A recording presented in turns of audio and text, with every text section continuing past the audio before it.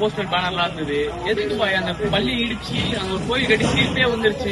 இன்னும் டிசம்பர் 6 ஆர்ப்பாட்டம் போராட்டம் சொல்லி இருக்கிறோம். நம்ம தேவையில்லாம் வேலை இல்லை. நாளைக்கு நம்மளுக்கு எவ்வளவு வேலை இருக்குது அதை போய் பார்க்கலாமே பாய். வரலாறு தெரியாம பேசாதீங்க, வாங்க வரலாறு இல்ல பாய், அதான உண்மை. சொல்றேன், அதை கேட்டுவாங்க. அதுக்கப்புறம் ஆர்ப்பாட்டத்துக்கு வரலாமா வேணாமான்றதை நீங்க முடிவு பண்ணுங்க.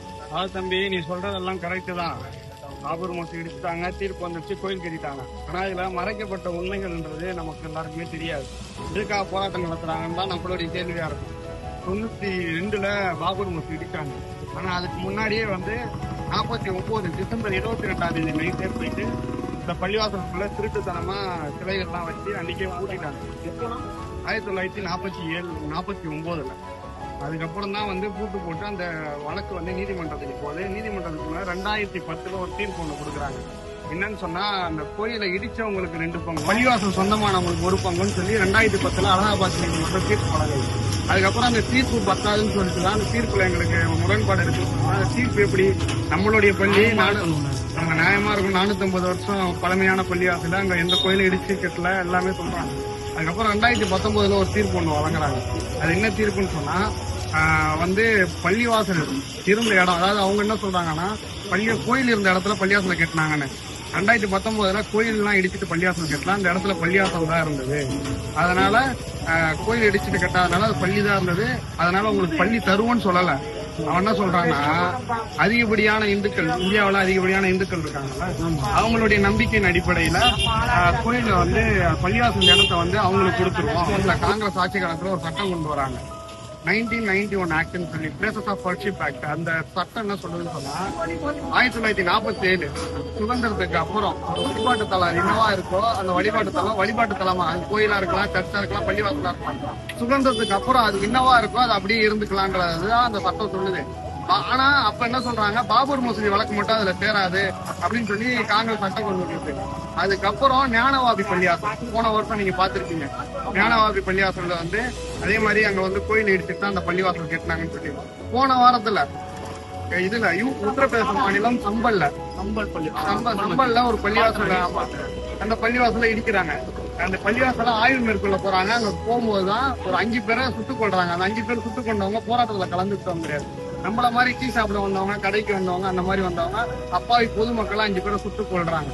இதுல இருந்து தெரியுது, பாபர் மசூதி இடிச்சுட்டாங்க, அதுக்கப்புறம் எந்த பள்ளிவாசல் இடிக்க மாட்டாங்கன்றது கிடையாது. RSS சித்தாந்த கொள்கை என்னன்னா, 3500 பள்ளிவாசல் அவங்க லிஸ்ட்ல வச்சிருக்காங்க. அதெல்லாம் பாபர் மசூதி காசி, மதுரா, இப்ப சம்பல் வரையும் வந்திருக்காங்க. இது அது மட்டும் இல்லாம இந்த போராட்டம் எதுக்குன்னு சொன்னா, வெறும் பாபர் மசூதி மட்டும் இல்ல, வக்ஃப் வாரிய திருத்த சட்டம் உங்களுக்கு எல்லாருக்கும் தெரியுமா தெரியாது தெரியல. நம்ம பள்ளிவாசல் எல்லாமே வக்ஃப்னு சொல்றது ஒரு இதுக்குள்ளதான் வரும். அந்த இதுக்குள்ளதான் இப்ப கோயில் அறநிலையத்துறைன்னு ஒண்ணு இருக்கு, அதுக்குள்ளதான் கோயில்கள் எல்லாம் வரும். அதே மாதிரிதான் கவர்மெண்டால இயங்கப்படக்கூடியதா அந்த வக்ஃப் போர்டுன்னு வாங்க. அந்த வக்ஃப் திருச்சட்டத்தை என்ன கொண்டு வராங்கன்னா, அதுல முஸ்லீம்கள் அல்லாதவர்களும் இருந்துக்கலாம். அது எப்படி, ஒரு முஸ்லீம் ப்ராப்பர்ட்டி, முஸ்லீம்களுடைய இது, அதை நிரூபிக்கிறது முஸ்லீம்களுக்கு தான் எல்லாமே தெரியும். அங்க எத்தனை வேலை நடக்கும். மாட்டு மதத்தவர்கிட்ட கேட்டா அவருக்கு தெரியுமானா தெரியாது. தெரியுமா? தெரியாது. இப்ப அதே மாதிரிதான் கோயிலை பத்தி நம்ம போய் கோயில்ல நிர்வாகம் பண்ண முடியுமா? முடியாது. அதே மாதிரிதான் அப்ப என்ன பண்றாங்கன்னு சொன்னா, அந்த சட்டத்துல திருத்தம் கொண்டு இப்ப என்ன பண்றாங்கன்னு சொன்னா, மாவட்ட ஆட்சித்தலைவர் கீழே பள்ளிவாசல் எல்லாம் வந்துடும். பள்ளிவாசல் மூத்தவள்ளி வரமாட்டாரு, வக்ஃப் போர்டு வராது, எதுவுமே வராது.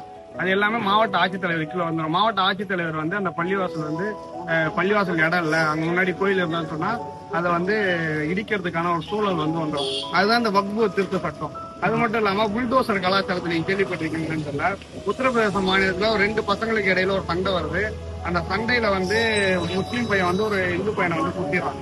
அந்த பையனை குத்துனதுனால அந்த பையன் ஜெயிலுக்கு போயிடறான். உத்தரப்பிரதேச அரசு என்ன பண்ணுன்னு சொன்னா, அந்த குத்துனால அந்த பாய் பையன் அவன் வீட்டை போய் இடிக்குது. எதுக்கு இடிக்கணும், அவனை குத்துனா அவனை பிடிச்சி ஜெயில போட்டீங்க. அவனே வாடகை வீட்டுலதான் இருக்கான், அவன் சொந்த வீடு கூட கிடையாது. அந்த வீடு ஓனர் பாய்னால அந்த வீட்டை இடிச்சிட்டாங்க. இந்த மாதிரி புல்டோசர் கலாச்சாரம் சொல்லி கிட்டத்தட்ட 1.5 லட்சத்துக்கும் மேற்பட்ட வீடுகளை இருந்துச்சிருக்காங்க. 3000க்கும் எத்தனை லட்சம் மக்கள் இன்னைக்கு வீதியில இருக்காங்க. 7ல இருந்து ஒரு 10 லட்சம் மக்கள் வீதியில, குழந்தைகள் எல்லாம் பாத்தீங்கன்னு சொன்னா ரோட்ல படுத்து குறைக்க கம்பளியை போட்டுட்டு இந்த மாதிரி இருக்காங்க. இதெல்லாம் எதிர்த்துதான் ஆர்ப்பாட்டம். வெறுமனே பாபர் மசூதி இடிச்சுட்டாங்க அதுக்கான ஆர்ப்பாட்டம் கிடையாது.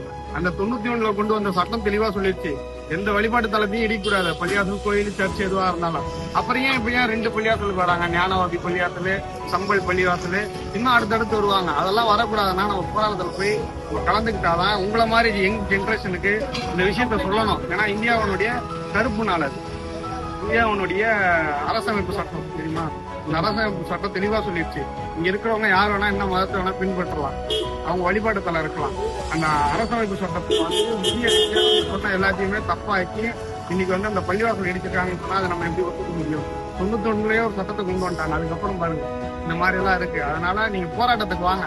போராட்டத்துல வந்து உங்களுடைய கருத்தை வந்து நீங்க அங்க வந்து நீங்க உங்களுடைய சந்தைகள் எல்லாம் நீங்க அங்க தீர்த்துக்கலாம். அவங்க நிறைய பேச்சாளர்கள் பல எங்க யார் நடத்தினாலும் சரி, நீங்க பார்த்து தமுக போஸ்டர் பேனரை பார்த்துருக்கீங்க.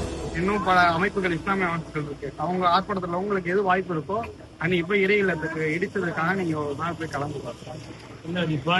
டிசம்பர் 6க்கு எவ்வளவு வேலை இருந்தாலும் சரி, எங்களோட சொத்து, எங்களோட பறிபோன பள்ளிவாசலையும் மீட்கிறதுக்காக நான் என்னால முடிஞ்ச திறந்த பசங்களை நான் கூட்டு வரேன். கண்டிப்பா கூட்டு வருவேன். இவனும் வருவான், என் கூட இருக்க பசங்க எல்லாரும் வருவாங்க. பாய், இது தாமுக பண்ணா கண்டிப்பா நாங்க நிச்சயமா கூட இருப்போம்.